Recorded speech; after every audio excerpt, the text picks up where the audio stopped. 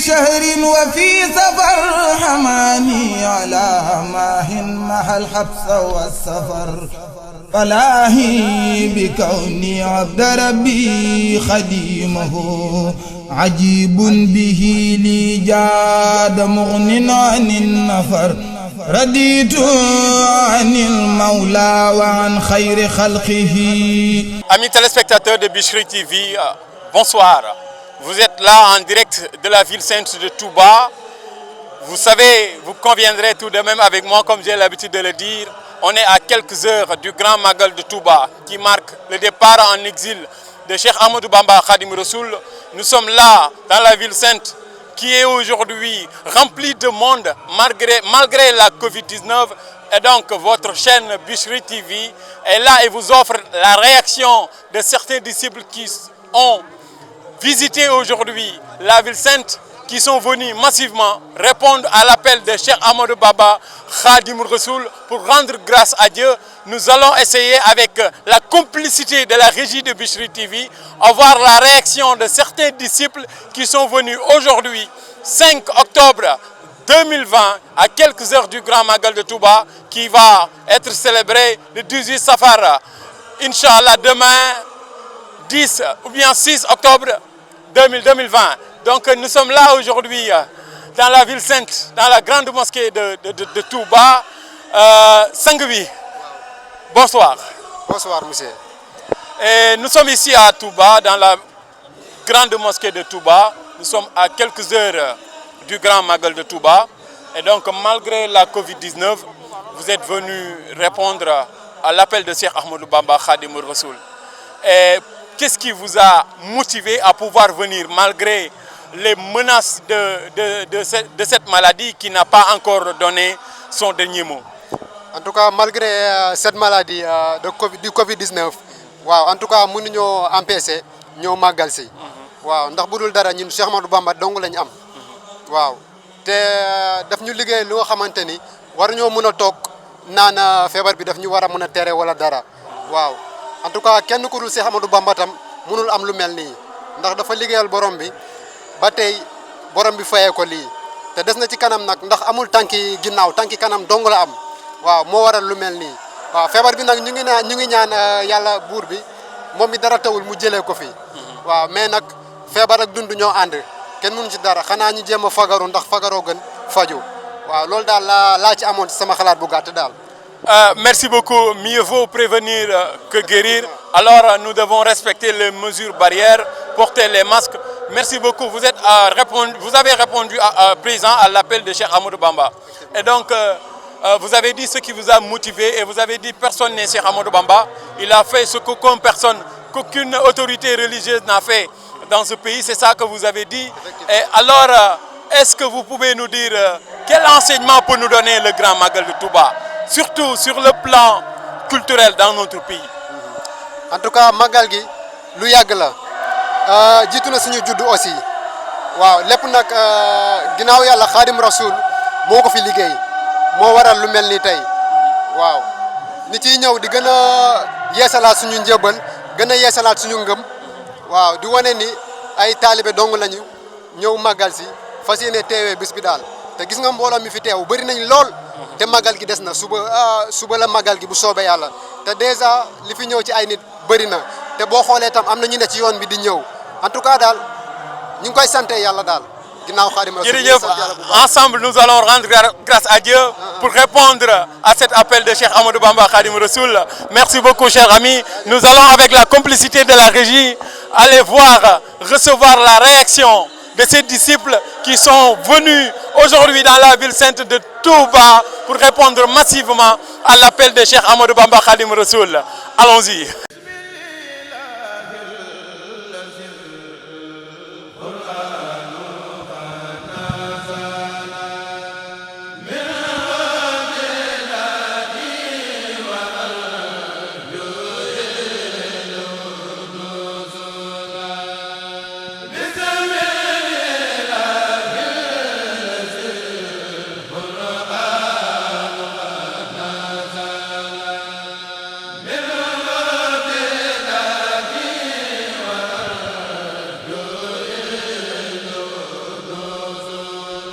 nous sommes toujours ici dans la grande mosquée de Touba pour préparer le 18 Safar qui va être célébré dans quelques heures, Inch'Allah, dans quelques minutes, ce mardi 6 octobre 2020.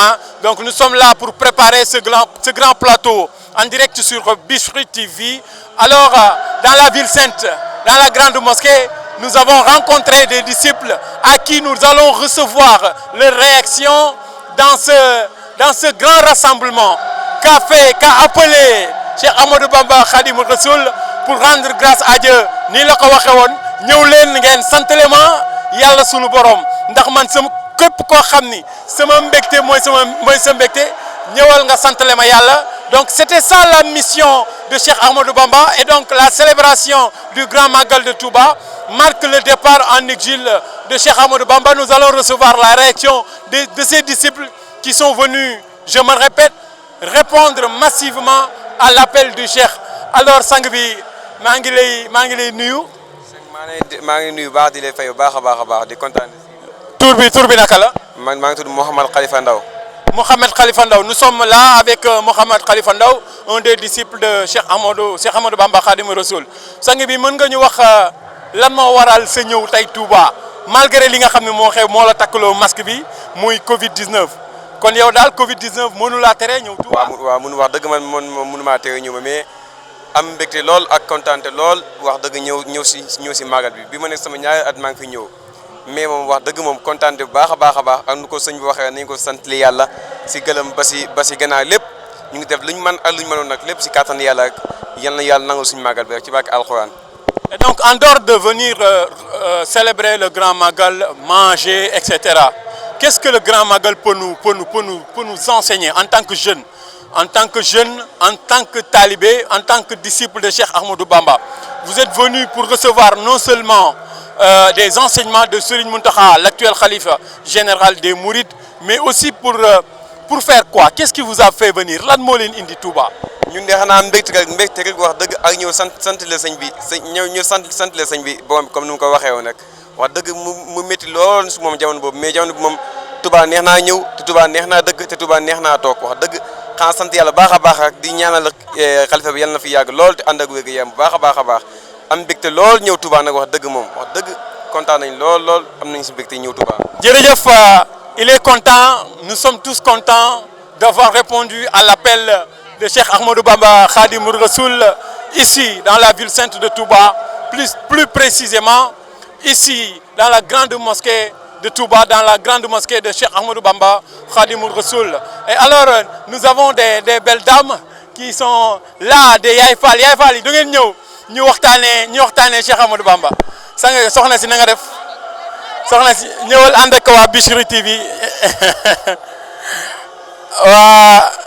fii am nañu fii avec la régie, avec la complicité de Bichri TV gis nañ fi Yaay Fall seen sañse dafa rafet kaay leen ñu waxtaanee Cheikh Ahmadou Bamba malgré Covid 19 bi malgré pandémie bi yéen ñëpp ñëw ngeen wuy si Cheikh Ahmadou Bamba Khadim Rassoul ndax moo ne woon képp ku nga xam ni su ma mbég sa mbég la ñëwal nga santale ma yàlla. quelques heures moo des ngir ñu màggal li nga xam ni moom woote na ko muy màggal ak Touba gu mag gi yéen ñu tase ak yéen ñun waa Bichri TV xëy na am nga kaddu yi nga xam ni war ngeen ko mën a sànni baaxee ko ñi leen di seetaan ak lan moo waral ngeen ñëw tey Touba malgré tàngoor bi ak feebar bi. auzu billaahi mina sheytaani rajiim bismillaahi rahmaani rahiim ñu santaat yàlla rek jul ci yonent bi di sant Seydina Mouhamed di sant Ahmadul Khadim sunu sëriñ bu tedd bi macha allah mu jaral ñu lu ne nag ndax jaar na fu ne dugg na fu ne defal ñu lu ne war na noo jaral lu ne ñu koy sant yàlla nag te di ko santale bésam bi nga xam ne moom rek la am ci àddina ñu ciy kontaan nag te di ko rafetlu te di ñaan yàlla Covid 19 bi ñuy wax yal na ko fi yàlla jëlee yal na ànd ak màggal gi dem bi ba faw ci barke amiin ya rabbal aalamiin amiin. tamit sant nañ leen bu baax a baax seen liggéey rafet na yéen a ngi taxaw naaj bi tàng na te yéen a ngi ànd ak ñun ci lépp jërëjëf Serigne Bamba. jërëjëf Serigne Bamba jërëjëf Khadim Rassoul jërëjëf Serigne Touba ku jëful doo ko dégg baat bu gàtt la waaye ku jëful doo dégg loolu mooy jërëjëf Cheikh Ahmadou Bamba Khadim Rassoul Amis téléspectateurs de Bichri TV, vous êtes avec votre ami et frère Ibrahima Khaliloulaye Mbodj et dala du leen rëcc ci màggaluk Cheikh Ahmadou Bamba Khadim Rassoul ay ci ñu dem. En tant que talibé, en tant que disciple de Cheikh Ahmadou Bamba, vous êtes venu pour recevoir non seulement des enseignements de Serigne Mountakha, l'actuel khalife général des Mourides, mais aussi pour faire quoi? Qu'est-ce qui vous a fait venir? Lan moo leen indi Touba? ñun de xanaa mbégte rek wax dëgg ak ñëw sant la sëñ bi ñëw sant la sëñ bi borom comme ni mu ko waxee woon nag wax dëgg mu métti lool su moom jamono boobu mais jamono bi moom Touba neex naa ñëw te Touba neex naa dëkk te Touba neex naa toog wax dëgg xanaa sant yàlla baax a baax ak di ñaanal xalifa bi yàlla na fi yàgg lool te ànd ak wér gu yaram bu baax a baax am mbégte lool ñëw Touba nag wax dëgg moom wax dëgg kontaan nañ lool am nañ si mbégte ñëw Touba. Jërëjëf, il est content, nous sommes tous contents d'avoir répondu à l'appel de Cheikh Ahmadou Bamba Khadim Rassoul ici dans la ville sainte de Touba, plus précisément ici dans la grande mosquée de Touba, dans la grande mosquée de Cheikh Ahmadou Bamba Khadim Rassoul. Et alors nous avons des belles dames qui sont là, des Yaay Fall yi da ngeen ñëw ñu waxtaanee Cheikh Ahmadou Bamba. Soxna si na nga def soxna si ñëwal ànd ak waa Bichri TV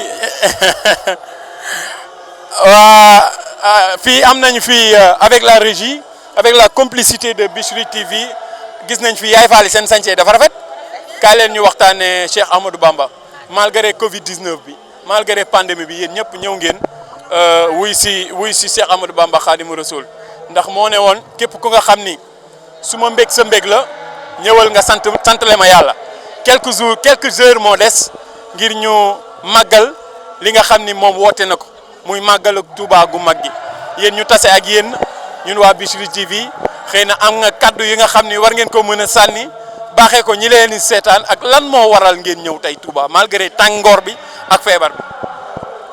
auzu billaahi mina sheytaani rajiim bismillaahi rahmaani rahiim ñu santaat yàlla rek jul ci yonent bi di sant Seydina Mouhamed di sant Ahmadul Khadim sunu sëriñ bu tedd bi macha allah mu jaral ñu lu ne nag ndax jaar na fu ne dugg na fu ne defal ñu lu ne war na noo jaral lu ne ñu koy sant yàlla nag te di ko santale bésam bi nga xam ne moom rek la am ci àddina ñu ciy kontaan nag te di ko rafetlu te di ñaan yàlla Covid 19 bi ñuy wax yal na ko fi yàlla jëlee yal na ànd ak màggal gi dem bi ba faw ci barke amiin ya rabbal alamin amiin. tamit sant nañ leen bu baax a baax seen liggéey rafet na yéen a ngi taxaw naaj bi tàng na te yéen a ngi ànd ak ñun ci lépp jërëjëf Serigne Bamba. jërëjëf Serigne Bamba jërëjëf Khadim Rassoul jërëjëf Serigne Touba ku jëful doo ko dégg baat bu gàtt la waaye ku jëful doo dégg loolu mooy jërëjëf Cheikh Ahmadou Bamba Khadim Rassoul. Amis téléspectateurs de Bichri TV, vous êtes avec votre ami et frère Ibrahima Khaliloulaye Mbodj. Nous sommes en train de préparer le grand plateau qui va se tenir ce soir. Nous allons parler des conseils, enseignements, missions et recommandations de Cheikh Ahmadou Bamba Khadim Rassoul, les grands chantiers de Touba. Nous sommes là dans la grande mosquée de Touba pour préparer ensemble la grande célébration du Grand Magal de Touba qui va être célébrée ce mardi 6 octobre 2020 et donc avec la complicité de Bichri TV nous sommes dans la grande mosquée et dala du leen rëcc ci màggaluk Cheikh Ahmadou Bamba Khadim Rassoul. Je rappelle on est là à la grande mosquée de Touba. Ici nous préparons le 18 Safar 6 octobre 2020. Cette édition du 18 Safar est marquée par la présence de la Covid-19. Mais malgré tout, les disciples sont venus massivement répondre à l'appel de Cheikh Ahmadou Bamba Khadim Rassoul. Jeunes, femmes, hommes, xale, mag ak ndaw ñëpp ñëw nañu ngir wuyu si wooteeg sëriñ bi moom mi ne woon képp ki nga xam ni sama mbég sa mbég la rek ñëwal santale ma suñu borom. Xale yi ñëw nañ, mag ñi ñëw nañ, góor ñi ñëw nañ, jigéen ñi ñëw nañ. Tey nag dama taseeg fii ay xale yu ndaw ndeysaan ak laxasaay yu rafet yi ma bëggoon xam yéen ndaw ñi lan moo waral seen yëg-yëg ba ngeen ñëw fii ci Touba ak ni mu tàngee ak Covid 19 bi nga xam ni am na dara teewu leen ngeen ñëw. waaw kon bu ko defee ñoo ngi leen di ziar di leen jox seen wàccuwaay yéen ñëpp di leen wax ni rek maanaam bis bi day bis boo xamante ne du bisub caaxaan du bisub fo dañ fay ñëw pour santale Serigne Touba li nga xamante ni moom moo ko defi woon ñëw pour santale ko ci yàlla te boo xoolee maanaam lu ne jaar na fi ñun ñu bëgg a fomb màggal gi te màggal gi daa nekk loo xamante ni pour nga fomb ko day mel ni rek comme nga bëgg a fomb nguurug yàlla gi noonu la demee moo tax màggal gi ak lépp luñ coo xamante ne mën nañ ko cee wax warut mënuñ koo fomb ndax Serigne Touba moo ko def ba pare te dara du tax ñu fomb ko waaw man loolu moo nekkoon samay kàddu.